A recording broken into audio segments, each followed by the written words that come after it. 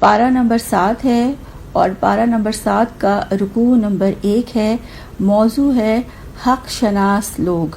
اللہ تعالیٰ نے رکوع میں حق کی پہچان کرنے والے لوگوں کی صفات بیان فرمائی ہیں کہ اللہ تعالیٰ کی آیات کو، اللہ کے کلام کو غور سے سنتے ہیں، حق کو پہچانتے ہیں، اور حق کو پہچاننے کی وجہ سے اللہ تعالیٰ کا کلام سن کر ان کی آنکھیں آنسوؤں سے تر ہو جاتی ہیں، اللہ تعالیٰ کے کلام پر ایمان لے آتے ہیں اور اللہ سے یہ دعا کرتے ہیں کہ حق کی شہادت دینے والوں میں اللہ تعالیٰ ان کو شامل فرما لیں، اور وہ رب سے دعا کرتے ہیں کہ ہمیں صالح لوگوں میں شامل فرما لیں۔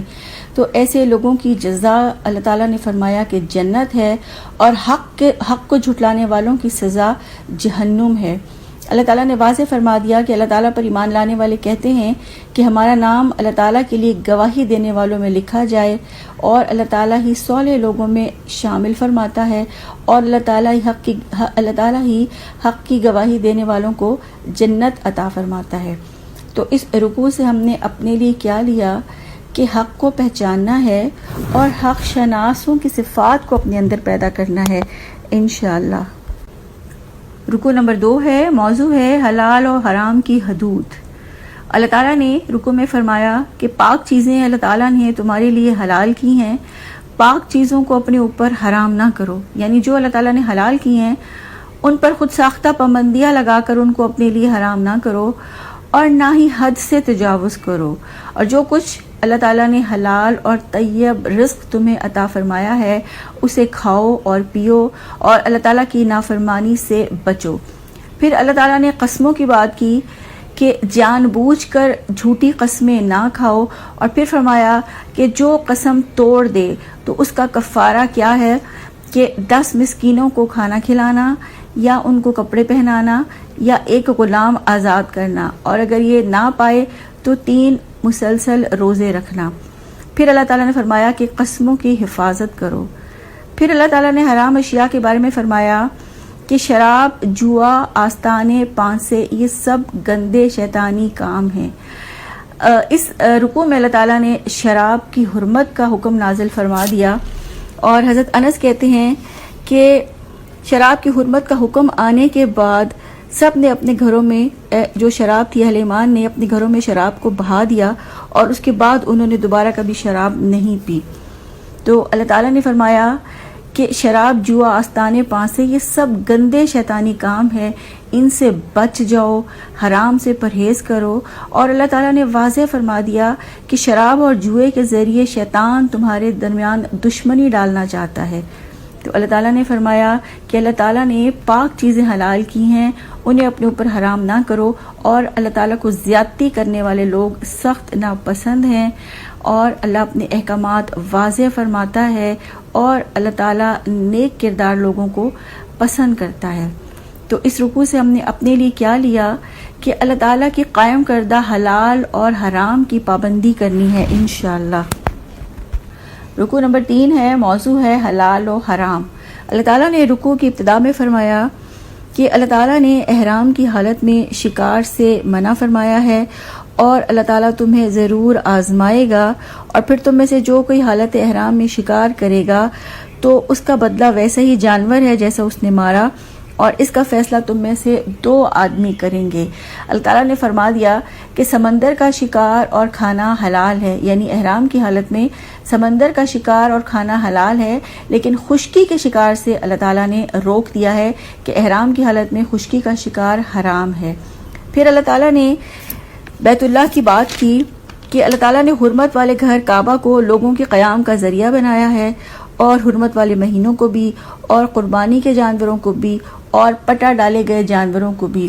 پھر اللہ تعالیٰ نے واضح فرمایا کہ پاک اور ناپاک برابر نہیں ہو سکتے، اگرچہ تمہیں ناپاک کی کثرت کتنی ہی اچھی لگے، لیکن دونوں برابر نہیں ہو سکتے۔ تو اللہ تعالیٰ نے فرمایا کہ اے عقل والو، اللہ سے ڈر جاؤ تاکہ تم کامیاب ہو جاؤ۔ پھر اللہ تعالیٰ نے فرمایا کہ کامیابی کا معیار کیا ہے کہ اللہ کی نافرمانی سے بچو۔ اللہ تعالیٰ نے فرمایا کہ اللہ تعالیٰ یہ دیکھنا چاہتا ہے کہ کون اللہ تعالیٰ سے غائبانہ ڈرتا ہے، اور اللہ تعالیٰ بدلہ لینے کی طاقت رکھتا ہے. اللہ تعالیٰ کی حدود سے تجاوز کرنے والوں کے لیے دردناک سزا ہے. اللہ تعالیٰ آسمان اور زمین کے سب حالات سے باخبر ہے، اسے ہر چیز کا علم ہے. اللہ تعالیٰ درگزر کرنے والا اور رحم فرمانے والا ہے، اور اس کے ساتھ ساتھ اللہ سخت سزا دینے والا ہے. تو اس رکوع سے اپنے لیے کیا لیا کہ ہر وقت خود کو یہ یقین دلانا ہے، یہ یاد دہانی کروانی ہے کہ اللہ کو ہر چیز کا علم ہے اور اللہ تعالیٰ سزا دینے میں بہت سخت ہے انشاءاللہ. رکوع نمبر 4 ہے اور موضوع ہے اپنی فکر کر لو. رکوع کی ابتدا میں اللہ تعالیٰ نے گفتگو کے آداب بتائے ہیں اور سوال کے آداب بتائے ہیں کہ ایسے سوال نہ کیے جائیں، یعنی ایسی باتیں نہ پوچھو جو تم پر ظاہر ہو جائیں تو تمہیں ناگوار گزریں. اور پھر فرمایا کہ کثرت سوال سے رکو، کہ کثرت سوال کی وجہ سے پہلے لوگ کفر میں مبتلا ہوئے تھے. پھر اللہ تعالیٰ نے اپنے آباء و اجداد کی اندھی تقلید سے روکا ہے کہ اپنے آباء و اجداد کی اندھا دھن پیروی نہ کرو. ہو سکتا ہے کہ تمہارے آباء و اجداد کچھ بھی نہ جانتے ہوں، اور ہو سکتا ہے کہ وہ ہدایت یافتہ ہی نہ ہوں. اور پھر اللہ تعالیٰ نے مختلف جانوروں کا دیوی دیوتاؤں کے لیے مقرر کرنا اس سے روکا ہے، اور فرمایا کہ اہل کفار نے یہ خود ہی مقرر کر لیا، اللہ تعالیٰ نے تو ان کے لیے ایسی کوئی دلیل نازل نہیں کی. اور پھر فرمایا کہ ہر شخص اپنی ذات کا ذمہ دار ہے اور کسی دوسرے کی گمراہی سے تمہارا کچھ نہیں بگڑ سکتا. پھر اللہ تعالیٰ نے وصیت کی بات کی کہ 2 صاحب عدل آدمیوں کو وصیت کرتے وقت گواہ بنا لو، اور اگر سفر کی حالت میں ہو اور موت آنے لگے تو گواہ غیر مسلم بھی ہو سکتے ہیں، یعنی اگر مسلمان میسر نہ ہو تو غیر مسلموں کو گواہ بنایا جا سکتا ہے. اور پھر اگر گواہوں پر یہ شک ہو کہ انہوں نے وصیت کو بدل دیا تو اس صورت میں دونوں گواہوں کو مسجد میں روکا جائے اور پھر ان سے یہ قسم لی جائے کہ ذاتی فائدے کی وجہ سے وہ گواہی بیچنے والے نہیں ہیں، اور گواہی بدلنے کی صورت میں 2 اور گواہ کر لیے جائیں. تو اللہ تعالیٰ نے واضح فرما دیا کہ اللہ تعالیٰ سے ڈرو اور یہ جان لو کہ اللہ تعالیٰ نافرمانی کرنے والوں کو اپنی رہنمائی سے محروم کر دیتا ہے، اور اللہ تعالیٰ کی طرف سب کو لوٹ کر جانا ہے. پھر وہ بتا دے گا کہ تم کیا کرتے رہے ہو. اللہ تعالیٰ پر ایمان لانے والوں کو اپنی فکر کرنی چاہیے. اللہ تعالیٰ معاف کرنے والا، درگزر کرنے والا، بردبار ہے. تو اس رکوع سے اپنے لیے کیا لیا کہ سوال کرنے کے آداب سیکھنے ہیں انشاءاللہ، اور اللہ تعالیٰ کا قرب پانے کے لیے نیکی کے کام کرنے ہیں انشاءاللہ. رکوع نمبر 5 ہے، موضوع ہے نظریاتی اصلاح. رکوع کی ابتدا میں اللہ تعالیٰ نے حشر کی پیشی کی بات کی کہ جس دن اللہ تعالیٰ تمام رسولوں کو جمع کرے گا اور پوچھے گا کہ تمہیں کیا جواب ملا تھا، یعنی جب تم نے اپنی قوم، اپنی امتوں تک میرا پیغام پہنچایا تو امتوں نے تمہیں کیا رسپانس دیا تھا. تو وہ کہیں گے کہ ہمیں کچھ علم نہیں، بلا شبہ بہت غیب کے جاننے والے تو آپ ہی ہیں. یعنی اللہ نے واضح کیا کہ اللہ تعالیٰ ہی تمام پوشیدہ حقائق کو جاننے والا ہے. پھر رکوع کے اگلے حصے میں اللہ تعالیٰ نے حضرت عیسیٰ علیہ السلام پر جو انعامات اتارے ان کا ذکر کیا کہ روح پاک سے ان کی اور ان کی والدہ کی مدد کی. وہ گہوارے میں لوگوں سے بات کرتے تھے، یعنی گود میں. اور پھر فرمایا کہ اللہ تعالیٰ نے آپ کو یعنی حضرت عیسیٰ علیہ السلام کو کتاب، حکمت، تورات اور انجیل کی تعلیم دی، اور حضرت عیسیٰ کو معجزات عطا کیے کہ وہ مٹی سے پرندہ بناتے اور پھونک مارتے تو اللہ کے حکم سے وہ زندہ ہو کر اڑ جاتا. پھر اسی طرح سے پیدائشی اندھے اور کوڑی کو صحت یاب کر دیتے، مردوں کو زندہ کرتے. پھر اللہ تعالیٰ نے حواریوں کے مطالبات کی بات کی کہ حضرت عیسیٰ علیہ السلام کے حواریوں نے، ان کے ساتھیوں نے ان سے مطالبہ کیا کہ آپ اللہ سے دعا کریں کہ وہ آسمان سے ہمارے لیے مائدہ یعنی کہ خوان اتارے، دسترخوان اتارے، اور ہم اس میں سے کھانا کھائیں تاکہ ہمارے دل مطمئن ہو جائیں.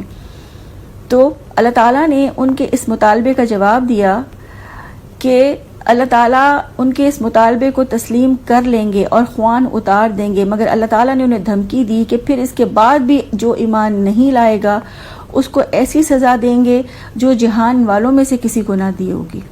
تو اللہ تعالیٰ نے اس رکوع میں واضح فرما دیا کہ اللہ تعالیٰ بہترین رزق دینے والا ہے، اور اللہ تعالیٰ کفر کرنے والوں کو سزا دینے والا ہے، اور اللہ تعالیٰ سب رسولوں کو قیامت کے دن جمع کریں گے اور ان سے یہ سوال پوچھیں گے کہ تمہیں کیا جواب دیا گیا۔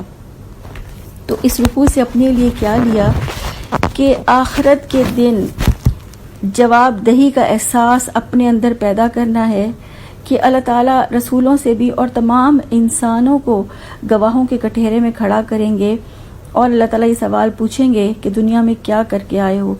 تو اللہ تعالیٰ کو اس کا جواب دینے کی تیاری اس دنیا میں کرنی ہے انشاءاللہ۔ رکوع نمبر 5 میں جو ابھی ہم نے اس آیت کو دیکھا کہ اللہ تعالیٰ تمام رسولوں کو جمع کریں گے اور پوچھیں گے تمہیں کیا جواب ملا تھا، تو اسی طرح ایک حدیث سے ہمیں پتہ چلتا ہے کہ اللہ کے رسول صلی اللہ علیہ وآلہ وسلم نے فرمایا کہ قیامت کے دن ابن آدم کے قدم اللہ کے آگے سے ہٹ نہیں سکیں گے جب تک 5 سوالوں کے جواب نہ دے دیں کہ تمہیں جو زندگی عمر دی تھی وہ کن کاموں میں بتا کے آئے ہو، اپنی جوانی کو کن کاموں میں بوڑھا کر کے آئے ہو، اور رزق کہاں سے کمایا اور کہاں خرچ کیا، اور علم کے مطابق عمل کتنا کیا۔ تو یہ دعا ہے اللہ تعالیٰ سے کہ اللہ تعالیٰ ہمیں ان سوالوں کے جواب کی بہترین تیاری کرنے کی توفیق عطا فرما دیں۔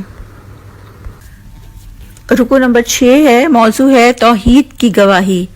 رکوع کی ابتدا میں اللہ تعالیٰ نے حضرت عیسیٰ علیہ السلام سے لی جانے والی گواہی کا ذکر فرمایا کہ اللہ تعالیٰ نے ان سے سوال کیا، اللہ تعالیٰ قیامت کے دن ان سے یہ پوچھیں گے، سوال کریں گے کہ اے عیسیٰ ابن مریم، کیا تم نے لوگوں سے کہا تھا کہ مجھے اور میری ماں کو اللہ تعالیٰ کے علاوہ معبود بنا لو؟ تو وہ کہیں گے کہ پاک ہے تیری ذات، میرا یہ کام نہ تھا کہ میں وہ بات کہتا جس کا مجھے کوئی حق نہ تھا، اور اگر میں نے ایسا کہا ہوتا تو ضرور آپ کے علم میں ہوتا، میں نہیں جانتا جو آپ کے دل میں ہے، آپ جانتے ہیں جو میرے دل میں ہے، اور میں نے تو انہیں صرف یہی حکم دیا تھا کہ اللہ تعالیٰ کی عبادت کرو جو میرا بھی رب ہے اور تمہارا بھی رب ہے، اور میں اس وقت تک ان پر نگران تھا جب تک میں ان کے درمیان تھا، اور جب آپ نے مجھے اٹھا لیا تو آپ ہی ان پر نگران تھے۔ پھر فرمایا کہ اگر آپ انہیں سزا دیں تو وہ آپ کے بندے ہیں، اور اگر آپ انہیں معاف کر دیں تو آپ غالب اور دانا ہیں۔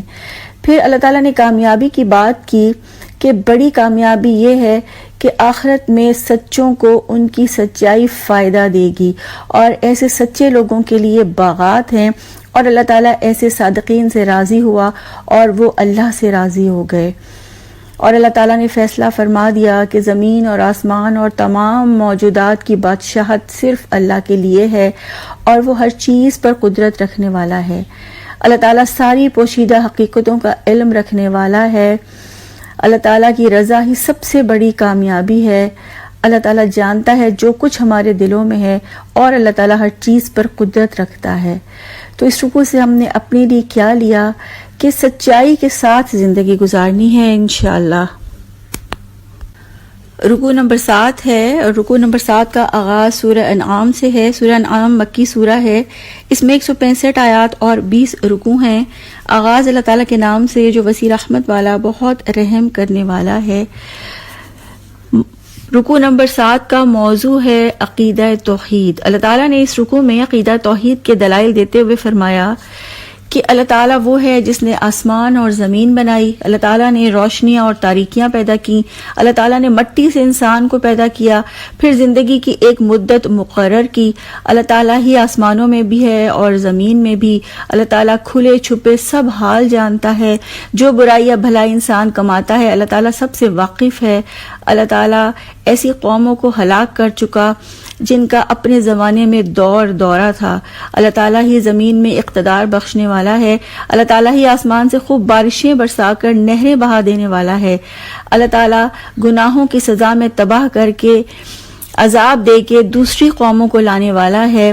پھر اللہ تعالیٰ نے توحید کا انکار کرنے والوں کے بارے میں فرمایا کہ توحید کا انکار کرنے والے رب کی نشانیوں سے منہ موڑتے ہیں، حق کو جھٹلاتے ہیں، اور پہلی قومیں بھی جھٹلانے کی وجہ سے ہلاک کی جا چکی۔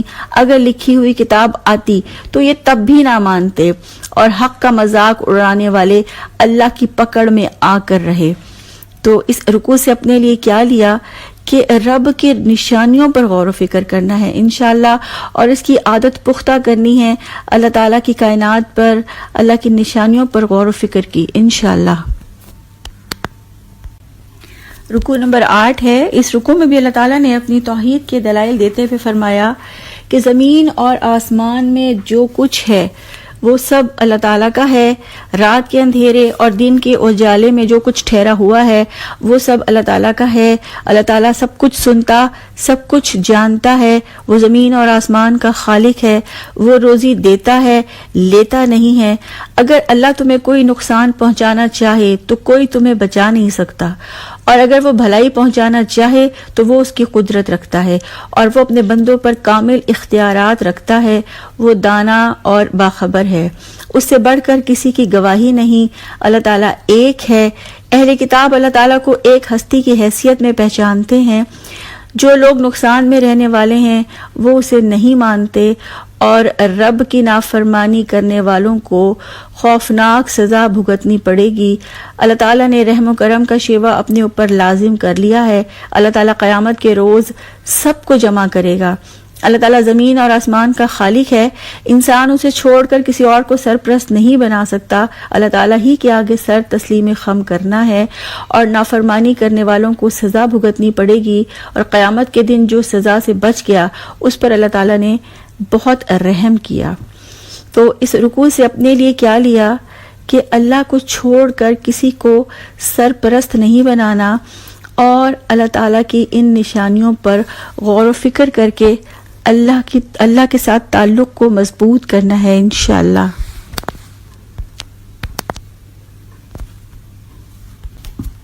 رکوع نمبر 9 ہے اور موضوع ہے دعوت حق کا انکار کرنے والوں کا انجام. اللہ تعالیٰ نے پہلے دعوت حق کا انکار کرنے والوں کا رویہ سامنے رکھا. اللہ تعالیٰ نے فرمایا کہ وہ کچھ سمجھتے نہیں ہیں، گویا ان کے دلوں پر پردے پڑے ہوئے ہیں. کچھ سنتے نہیں ہیں، گویا ان کے کانوں میں ڈانٹ ہے. وہ خواہ کوئی بھی نشانی دیکھ لیں ایمان نہیں لائیں گے. اور فرمایا کہ اللہ تعالیٰ کے کلام کو پرانی کہانیاں کہہ کر ریجیکٹ کر دیتے ہیں. حق قبول کرنے سے خود بھی بھاگتے ہیں اور دوسروں کو بھی حق سے روکتے ہیں. اللہ تعالیٰ پر بہتان لگاتے ہیں، اللہ تعالیٰ کی نشانیوں کو جھٹلاتے ہیں، جھوٹے ہیں. یہ کہتے ہیں کہ زندگی تو بس یہی دنیا کی زندگی ہے اور مرنے کے بعد ہم ہرگز نہیں اٹھائے جائیں گے. تو اللہ تعالیٰ نے انکار کرنے والوں کا انجام بھی سامنے رکھ دیا. فرمایا ظالم کبھی کامیاب نہیں ہو سکتے. ان کو دوزخ کے کنارے کھڑا کیا جائے گا، اس وقت وہ پچھتائیں گے، اور پھر آج انکار کرنے پر عذاب کا مزہ چکھیں گے. اللہ تعالیٰ نے واضح فرما دیا کہ اللہ تعالیٰ ہی دلوں پر پردے ڈالتا ہے اور اللہ تعالیٰ ہی کانوں میں گرانی ڈالتا ہے. تو اس رکوع سے اپنے لیے کیا لیا کہ تعصب کا ذہن نہیں رکھنا، اور حق بات کو کھلے دل سے سن کے اور نصیحت کو قبول کرنا ہے انشاءاللہ. رکوع نمبر 10 ہے. موضوع ہے نبی صلی اللہ علیہ وآلہ وسلم کی دلجوئی. اللہ تعالیٰ نے رکوع کے آغاز میں آخرت کے بارے میں فرمایا کہ آخرت میں وہ لوگ نقصان میں رہے جنہوں نے اللہ تعالیٰ سے ملاقات کو جھوٹ قرار دیا، اور پھر فرمایا کہ یہ زندگی تو ایک کھیل اور تماشا ہے، اس سے بڑھ کے کچھ بھی نہیں، اور آخرت کا مقام بہتر ہے. پھر نبی صلی اللہ علیہ وآلہ وسلم کی دلجوئی کرتے ہوئے فرمایا کہ ان لوگوں کی باتوں سے آپ کے دل کو رنج ہوتا ہے. یہ ظالم آپ کو نہیں بلکہ اللہ کی آیات کو جھٹلاتے ہیں، اور آپ سے پہلے بھی رسول جھٹلائے جا چکے. پچھلے رسولوں نے صبر کیا یہاں تک کہ ہماری مدد پہنچ گئی، اور اللہ تعالیٰ کی باتوں کو بدلنے کی کسی میں طاقت نہیں. اگر اللہ تعالیٰ چاہتا تو سب کو ہدایت پر جمع کر سکتا تھا. اور پھر اگر آپ صلی اللہ علیہ وآلہ وسلم سے ان لوگوں کی بے رخی برداشت نہیں ہوتی، اور اگر آپ میں زور ہے تو آسمان میں کوئی سیڑھی لگائیں یا زمین میں کوئی سرنگ نکال کے کوئی نشانی لے آئیں. پھر اللہ تعالیٰ نے رسول اللہ صلی اللہ علیہ وآلہ وسلم کو سمجھایا کہ آپ نادانی نہ کریں. دعوت حق پر تو وہ لوگ لبیک کہتے ہیں جو سننے والے ہیں. اور پھر فرمایا کہ اللہ تعالیٰ ان مردوں کو زندہ کرے گا، اور پھر اللہ کی عدالت میں پیش ہونے کے لیے ان کو واپس لایا جائے گا. اور فرمایا کہ نشانیوں کو جھٹلانے والے تو بہرے ہیں، گونگے ہیں، وہ تاریکیوں میں پڑے ہوئے ہیں. اور پھر اللہ تعالیٰ نے توحید کی دلیل دیتے ہوئے فرمایا کہ جب ان پر کوئی مصیبت آتی ہے تو آخری گھڑی میں یہ اپنے تمام معبودوں کو بھول جاتے ہیں اور صرف ایک اللہ کو پکارتے ہیں. تو اللہ تعالیٰ نے واضح فرمایا کہ اللہ تعالیٰ سے اپنی ملاقات کی اطلاع کو جھوٹ قرار دینے والے نقصان میں پڑ گئے. اللہ تعالیٰ کو معلوم ہے کہ یہ کیا باتیں کرتے ہیں. اور اللہ تعالیٰ نشانیاں اتارنے پر پوری قدرت رکھتا ہے اور سب اپنے رب کی طرف پلٹنے والے ہیں۔ اللہ تعالیٰ جسے چاہتا ہے بھٹکا دیتا ہے، جسے چاہتا ہے سیدھی راہ دکھاتا ہے، اور انسان مصیبت کی گھڑی میں اللہ کو پکارتا ہے، اللہ چاہے تو مصیبت کو ٹال دیتا ہے۔ تو اس رکوع سے اپنے لیے کیا لیا کہ ہر مصیبت، ہر تنگی، ہر پریشانی میں صرف اللہ کو پکارنا ہے اور اللہ ہی سے رجوع کرنا ہے انشاءاللہ۔ رکوع نمبر 11 ہے، موضوع ہے عذاب الہی کا قانون۔ اللہ تعالیٰ نے اس رکوع کی ابتدا میں فرمایا کہ اللہ تعالیٰ نے بہت سی امتوں میں رسول بھیجے، پھر اللہ تعالیٰ نے ان امتوں کو تنگ دستی، بیماری اور مصائب میں جکڑ دیا تاکہ وہ عاجزی اختیار کریں، تاکہ وہ اللہ کے آگے جھک جائیں۔ اللہ تعالیٰ نے فرمایا لیکن شیطان نے ان کے اعمال ان کے لیے خوشنما بنا دیے اور انہوں نے عاجزی اختیار نہیں کی، بلکہ ان کے دل سخت ہو گئے، وہ لوگ اللہ کی نصیحت کو بھول گئے۔ اور اللہ تعالیٰ نے فرمایا کہ پھر اللہ تعالیٰ نے ان پر ہر طرف سے نعمتوں کے دروازے کھول دیے، خوشحالی کے دروازے کھول دیے، اور وہ اللہ کی بخششوں اور نعمتوں میں مگن ہو گئے، اور پھر اللہ نے ان کو پکڑ لیا۔ اللہ فرماتے ہیں کہ جب اللہ کی پکڑ آتی ہے تو گویا وہ ہر خیر سے مایوس ہو جاتے ہیں۔ ایسے لوگوں کا انجام کار اللہ نے بتا دیا کہ اللہ ظالموں کی جڑ کاٹ دیتا ہے۔ پھر اللہ تعالیٰ نے فرمایا کہ کہہ دو کیا تم نے غور کیا کہ اگر اللہ تعالیٰ تمہاری سماعت، تمہاری بینائی چھین لے اور تمہارے دلوں پر مہر لگا دے تو کیا اللہ کے سوا کوئی معبود ہے جو تمہیں یہ نعمتیں واپس لوٹا دے؟ اللہ تعالیٰ کے سوا ان قوتوں کو، ان نعمتوں کو کوئی واپس نہیں لا سکتا۔ اور اللہ تعالیٰ نے فرمایا کہ اگر اللہ کا عذاب آ جائے تو کیا ظالموں کے سوا کوئی اور ہلاک ہوگا؟ پھر اللہ تعالیٰ نے رسولوں کے کردار کے بارے میں فرمایا کہ رسول نیک کردار لوگوں کو خوشخبری دیتے ہیں، بد کرداروں کو ڈرانے والے ہوتے ہیں۔ رسولوں کی بات مان کر اپنے طرز عمل کی اصلاح کرنے والوں کے لیے نہ کوئی خوف ہے اور نہ ہی کوئی رنج۔ اور پھر فرمایا ہماری آیات کو جھٹلانے اور نافرمانیاں کرنے والے سزا بھگت کر رہیں گے، اور اندھا اور آنکھوں والا برابر نہیں ہو سکتے۔ رسالت کی حقیقت بیان کرتے ہوئے اللہ تعالیٰ نے فرمایا کہ رسول نہ تو غیب کا علم رکھتے ہیں، نہ خزانے رکھتے ہیں، نہ وہ فرشتہ ہوتے ہیں، اور رسول وحی کی پیروی کرتے ہیں۔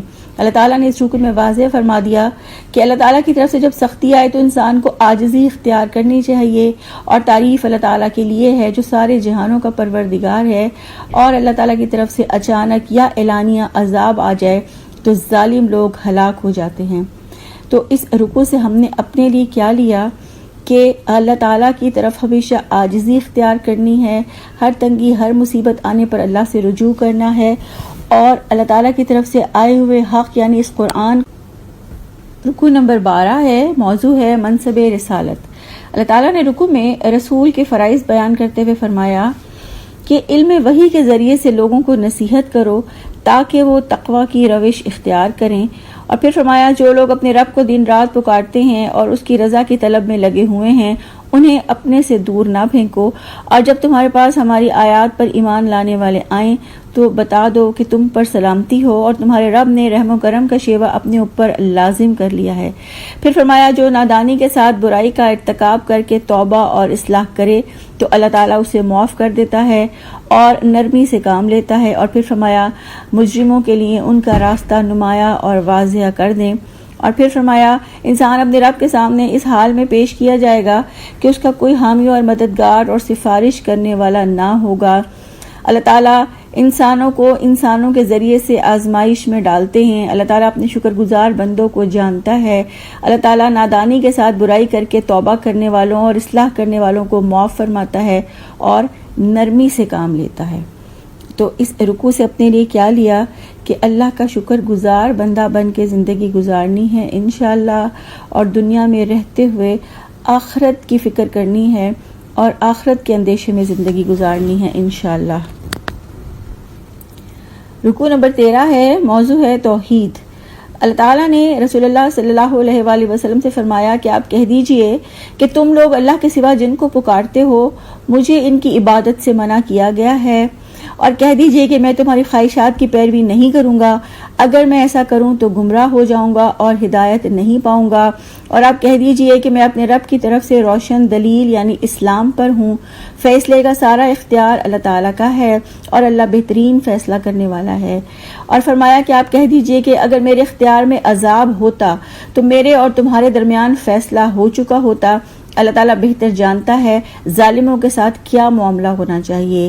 اور پھر اللہ نے واضح فرما دیا کہ فیصلے کا اختیار اللہ کے پاس ہے، وہی حق بیان کرتا ہے، وہی بہترین فیصلہ کرنے والا ہے، اور نبی اللہ تعالیٰ کی طرف سے دلیل روشن پر قائم ہوتا ہے، اور اللہ تعالیٰ کے پاس غیب کی کنجیاں ہیں جنہیں اس کے سوا کوئی نہیں جانتا۔ خشکی اور تری میں جو کچھ ہے سب سے اللہ واقف ہے۔ درخت سے گرنے والا کوئی پتا ایسا نہیں جس کا علم اللہ تعالیٰ کو نہ ہو۔ زمین کے تاریک پردوں میں کوئی دانہ ایسا نہیں جس کی اللہ کو خبر نہ ہو۔ اللہ تعالیٰ رات کو روحیں قبض کرتا ہے اور دن میں وہ جو کچھ انسان کرتا ہے اسے جانتا ہے۔ اللہ تعالیٰ زندگی کی مدت پوری کرنے کے لیے ہر روز روحوں کو جسم میں واپس بھیجتا ہے۔ اللہ تعالیٰ کی طرف انسان کی واپسی ہے، اور اللہ تعالیٰ بتا دے گا کہ انسان کیا کر کے آیا ہے۔ تو اس رکوع سے ہم نے اپنے لیے کیا لیا کہ اللہ تعالیٰ کی بندگی کی حقیقت کو سمجھنا ہے اور انسانوں کی خواہشات کی پیروی نہیں کرنی انشاءاللہ۔ رکوع نمبر 14 ہے، موضوع ہے حق اور باطل۔ اللہ تعالیٰ نے واضح فرما دیا کہ اللہ تعالیٰ اپنے بندوں پر پوری قدرت رکھتا ہے، اور اللہ تعالیٰ تم پر نگرانی کرنے والے مقرر بھیجتا ہے، اور موت کے وقت اس کے بھیجے ہوئے فرشتے جان نکالتے ہیں، اور پھر فرمایا سب کے سب اپنے مالک، حقیقی مالک اللہ تعالیٰ کی طرف واپس لائے جاتے ہیں، اور فرمایا کہ فیصلے کے سارے اختیارات صرف اللہ تعالیٰ کو حاصل ہیں اور وہ حساب لینے میں تیز ہے۔ پھر فرمایا کہہ دیجئے کہ کون ہے جو تمہیں صحرا اور سمندر کی تاریکیوں میں خطرات سے بچاتا ہے؟ کون ہے جس سے مصیبت میں گڑ گڑا کر چپکے چپکے دعائیں مانگتے ہو؟ کس سے کہتے ہو کہ اگر اس مصیبت سے بچا لیا تو ہم ضرور شکر گزار ہوں گے؟ اللہ تعالیٰ سے۔ اللہ تعالیٰ نے واضح فرما دیا کہ اللہ تعالیٰ ہی ہے جو تمہیں ہر تکلیف سے نجات دلاتا ہے، اور اللہ تعالیٰ ہی یہ قدرت رکھتا ہے کہ کوئی عذاب تمہارے اوپر سے نازل کر دے یا تمہارے قدموں کے نیچے سے برپا کر دے، اور یا تمہیں گروہوں میں تقسیم کر کے ایک گروہ کو دوسرے گروہ کی طاقت کا مزہ چکھا دے۔ پھر اللہ تعالیٰ نے حق اور باطل میں جدائی کا اعلان کیا، اور رسول اللہ صلی اللہ علیہ وآلہ وسلم سے فرمایا کہ آپ کی قوم کے جن لوگوں نے انکار کیا ان سے کہہ دو کہ میں تم پر کوئی نگران نہیں ہوں۔ اور پھر فرمایا کہ جب لوگ ہماری آیات پہ نکتہ چینیاں کرتے ہیں، آیات کا مذاق اڑاتے ہیں، تو ان کے پاس سے ہٹ جاؤ، اور اگر شیطان بھلا دے تو پھر جب یاد آ جائے تو ظالم لوگوں کے پاس نہ بیٹھو، اور قرآن سے نصیحت کرنا جاری رکھو، اور ان لوگوں کو چھوڑ دو جنہوں نے اپنے دین کو کھیل اور تماشا بنا رکھا ہے، جنہیں دنیا کی زندگی نے فریب میں مبتلا کر رکھا ہے۔ تم قرآن سنا کر نصیحت کرتے رہو۔ اللہ تعالیٰ نے واضح فرمایا کہ اللہ تعالیٰ اپنے بندوں پر پوری طرح سے قدرت رکھتا ہے، اور موت کے وقت اللہ تعالیٰ کے بھیجے ہوئے فرشتے جان نکالتے ہیں۔ فیصلے کے سارے اختیارات اللہ تعالیٰ کے پاس ہیں۔ اللہ تعالیٰ صحرا کی تاریکیوں میں خطرات سے بچاتا ہے۔ اللہ تعالیٰ ہر تکلیف سے نجات دیتا ہے۔ ایمان والوں کو ان لوگوں کے پاس سے ہٹ جانا چاہیے جو اللہ کی آیات پر نکتہ چینیاں کرتے ہیں، اور پھر فرما دیا کہ برے عمل کرنے والے کے لیے اللہ تعالیٰ سے بچانے والا کوئی حامی، مددگار اور سفارشی نہیں ہوگا۔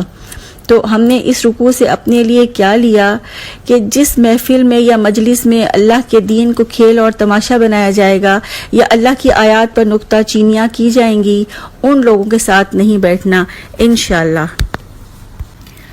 رکوع نمبر 15 ہے، موضوع ہے تلاش حق۔ رکوع کی ابتدا میں اللہ تعالیٰ نے فرمایا کہ آپ کہہ دیجئے کہ کیا ہم اللہ تعالیٰ کو چھوڑ کر ان کو پکاریں جو نہ نفع دے سکتے ہیں نہ نقصان پہنچا سکتے ہیں، جبکہ اللہ تعالیٰ ہمیں سیدھا راستہ دکھا چکا۔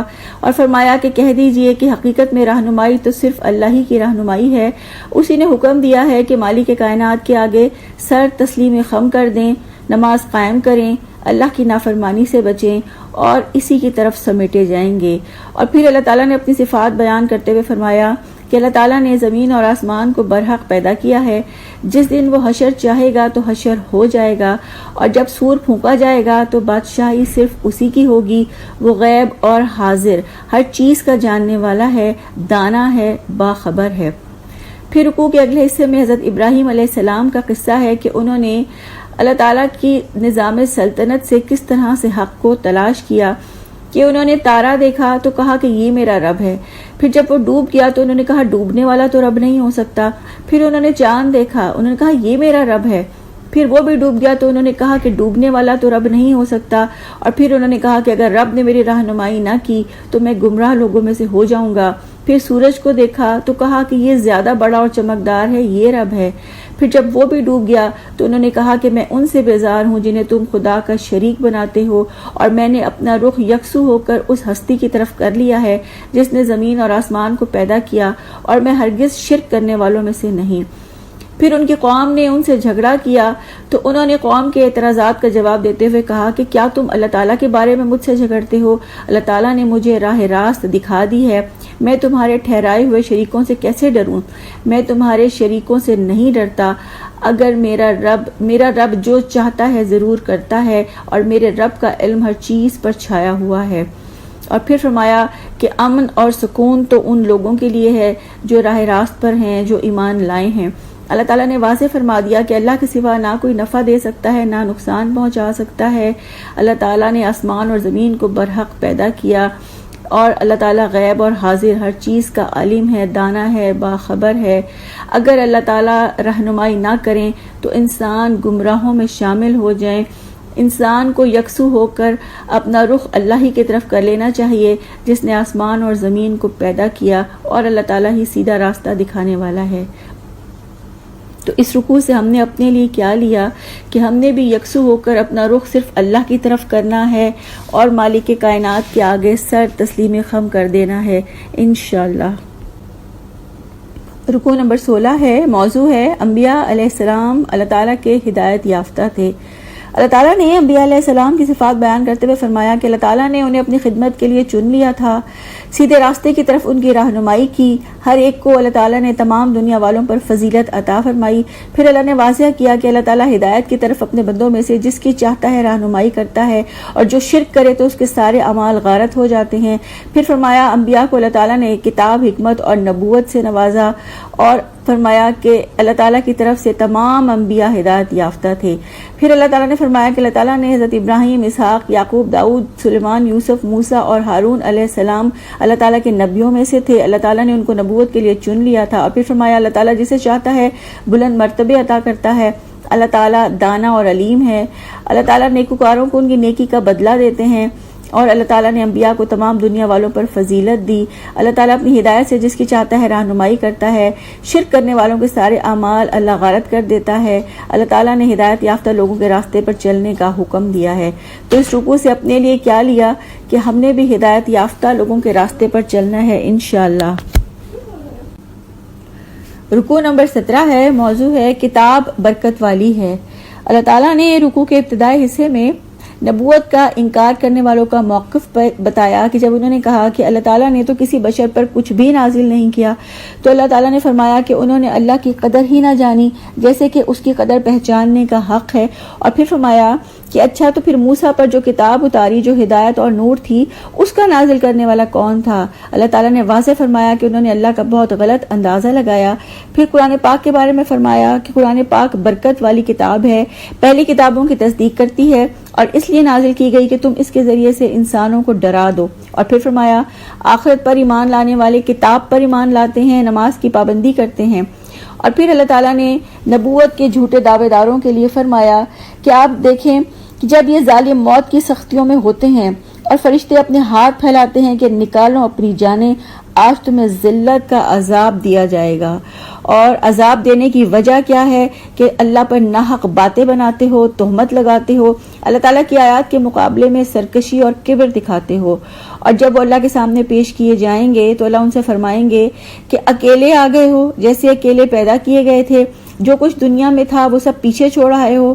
اور اللہ فرمائیں گے کہ ہم تمہارے ساتھ تمہارے سفارشیوں کو نہیں دیکھتے یعنی آج دنیا میں جس کو سفارشی سمجھا ہے، آج جس کو اللہ کے ماں سوا معبود سمجھتے ہیں، جس کے آگے جھکتے ہیں، جس سے فریادیں کرتے ہیں، جس سے دعائیں کرتے ہیں، اللہ فرمائیں گے کہ آج وہ سفارشی تمہارے ساتھ کیوں نہیں ہیں، تمہارا آپس میں سب رابطے ٹوٹ کیوں گئے. اور پھر فرمایا کہ جس پر بڑا مان تھا وہ سب گم ہو جائے گا. اللہ تعالیٰ نے واضح فرمایا کہ اللہ تعالیٰ نے قرآن کے ذریعے سے انسانوں کو ڈرانے کا حکم دیا ہے، تو ہم نے اپنے لیے اس رکوع سے کیا لیا کہ ہم نے اس برکت والی کتاب پر ایمان لانا ہے، اور اس برکت والی کتاب کو دنیا کے کونے کونے تک پہنچانے کے لیے اپنی وقت، قوت، صلاحیت، مال، جان سب لگا دینا ہے انشاءاللہ. رکوع نمبر 18 ہے اور موضوع ہے توحید کے دلائل. اللہ تعالیٰ نے اس رکوع میں اپنی توحید کے دلائل دیتے ہوئے فرمایا کہ اللہ تعالیٰ ہی ہے جو دانے اور گٹھلی کو پھاڑنے والا ہے، اللہ تعالیٰ ہی ہے جو زندہ کو مردہ سے نکالتا ہے اور وہی مردہ کو زندہ سے نکالتا ہے، اللہ تعالیٰ ہی ہے جو رات کی تاریکی کے بعد صبح نکالتا ہے، اللہ تعالیٰ ہی نے رات کو سکون کا وقت بنایا، اللہ تعالیٰ ہی نے چاند اور سورج کے طلوع و غروب کا حساب مقرر کیا، اللہ تعالیٰ نے تاروں کو صحرا اور سمندر کی تاریکیوں میں راستہ معلوم کرنے کا ذریعہ بنایا، اسی نے انسان کو ایک جان سے پیدا کیا اور ہر ایک کی ایک جائے قرار دنیا میں اور ایک سونپے جانے کی جگہ مراد قبر یا جنت یا دوزخ میں اس کا مقام ہے وہ مقرر کی، اور وہی ہے جس نے آسمان سے پانی برسایا، اسی نے ہر قسم کی نباتات اگائی، اسی نے کھیت اور درخت پیدا کیے، اسی نے تہ بتہ چڑھے ہوئے دانے نکالے، اللہ تعالیٰ ہی نے کھجور کے شگوفوں سے پھلوں کے گچھے پیدا کیے، اللہ تعالیٰ نے انگور، انار اور زیتون کے باغ لگائے. پھر اللہ تعالیٰ نے انسان کا ظلم بیان کرتے ہوئے فرمایا کہ انسانوں نے اور جنوں نے اللہ کا شریک بنا دیا حالانکہ اللہ تعالیٰ ہی خالق ہے. اور پھر فرمایا کہ جانے بوجھے بغیر اللہ تعالیٰ کے لیے بیٹے اور بیٹیاں بنا دیں، جبکہ اللہ تعالیٰ پاک ہے، اللہ تعالیٰ برتر ہے ان باتوں سے جو وہ لوگ کہتے ہیں.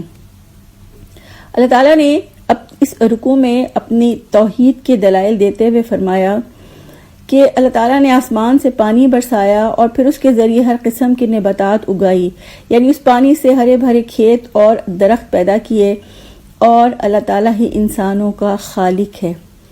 تو اس رکوع سے اپنے لیے کیا لیا کہ اللہ تعالیٰ کی توحید کے دلائل پر غور و فکر کرنا ہے انشاءاللہ. رکوع نمبر 19 ہے، موضوع ہے اللہ تعالیٰ ہی تو ہے. اللہ تعالیٰ نے رکوع کی ابتدا میں شرک کی تردید کرتے ہوئے فرمایا کہ اللہ تعالیٰ کا کوئی بیٹا کیسے ہو سکتا ہے جبکہ اس کی کوئی شریک زندگی نہیں ہے. پھر فرمایا کہ اللہ تعالیٰ نے ہر چیز کو پیدا کیا، اس کے پاس ہر چیز کا علم ہے، اللہ تعالیٰ تمہارا رب ہے، اس کے سوا کوئی خدا نہیں. پھر اللہ تعالیٰ نے توحید کے دلائل دیتے ہوئے فرمایا کہ وہ ہر چیز کا خالق ہے، لہٰذا تم اسی کی بندگی کرو، وہ ہر چیز کا کفیل ہے، نگاہیں اس کو پا نہیں سکتی، وہ نگاہوں کو پا لیتا ہے، وہ نہایت باریک بین اور باخبر ہے. پھر اللہ تعالیٰ نے فرمایا کہ قرآن کلام الہی ہے، تمہارے رب کی طرف سے بصیرت کی روشنیاں ہیں، جو بینائی سے کام لے گا وہ اپنا بھلا کرے گا، اور جو قرآن کی طرف سے اندھا بنا رہے گا وہ خود اپنا نقصان اٹھائے گا. اللہ تعالیٰ نے فرمایا کہ اللہ تعالیٰ آیات کو بار بار مختلف طریقوں سے بیان کرتے ہیں تاکہ علم والوں پر حقیقت کو روشن کر دیں. اور پھر فرمایا کہ وحی کی پیروی کرو جو تمہارے رب کی طرف سے نازل ہوئی ہے، اور مشرکین سے اعراض کرو، مشرکین کے پیچھے نہ پڑو، اللہ چاہتا تو یہ شرک نہ کرتے، اور اللہ تعالیٰ نے تم کو ان پر پاسبان اور حوالہ دار تو مقرر نہیں کیا. اور پھر فرمایا اللہ کے سوا یہ جن کو پکارتے ہیں تم ان کو گالیاں نہ دو، ہو سکتا ہے کہ جہالت کی وجہ سے وہ اللہ کو گالیاں دینے لگیں. پھر فرمایا اللہ تعالیٰ نے ان کا عمل خوشنما بنا دیا، اللہ انہیں بتائے گا کہ کیا کر کے آئے ہو. اللہ کی نشانیوں سے یہ ایمان لانے والے نہیں ہیں. اللہ تعالیٰ نے واضح فرمایا کہ ہم ان کے دلوں کو اور نگاہوں کو پھیر دیں گے اور ہم ان کو سرکشی میں بھٹکنے کے لیے چھوڑ دیں گے. اللہ تعالیٰ نے واضح کر دیا کہ اللہ تعالیٰ آسمانوں اور زمین کا موجد ہے، اور اللہ تعالیٰ نے ہر گروہ کے لیے اس کے عمل کو خوشنما بنا دیا ہے. معجزات اللہ تعالیٰ کے اختیار میں ہیں اور اللہ تعالیٰ کی طرف سب کو لوٹ کر جانا ہے. پھر وہ بتا دے گا کہ انسان کیا کر کے آیا ہے. تو اس رکوع سے ہم نے اپنے لیے کیا لیا کہ اللہ کی نشانیوں پر غور و فکر کرنا ہے اور اللہ کی کتاب کے لیے اندھا نہیں بننا. اللہ کی کتاب کو سیکھنا سکھانا ہے، اور جتنی زندگی کی مہلت ہمارے پاس ہے اللہ کی کتاب کے لیے وقف کر دینی ہے انشاءاللہ۔ یہ تھا پارہ نمبر 7۔ اللہ تعالیٰ سے دعا ہے اللہ تعالیٰ اس پارے کا سچا اور صحیح فہم عطا فرمائیں اور اس کو بہترین طریقے سے سیکھنے، اس پر عمل کرنے اور آگے پہنچانے والا بنائیں۔ آج کی حدیث ہے، اللہ کے رسول صلی اللہ علیہ وآلہ وسلم نے فرمایا، الحمدللہ کہنا میزان کو بھر دیتا ہے، تو انشاءاللہ الحمدللہ کہنے کی عادت ڈالنی ہے۔ سبحانک اللہم و بحمدک نشہد ان لا الہ الا انت نستغفرک و نتوب الیک۔ السلام علیکم ورحمۃ اللہ وبرکاتہ۔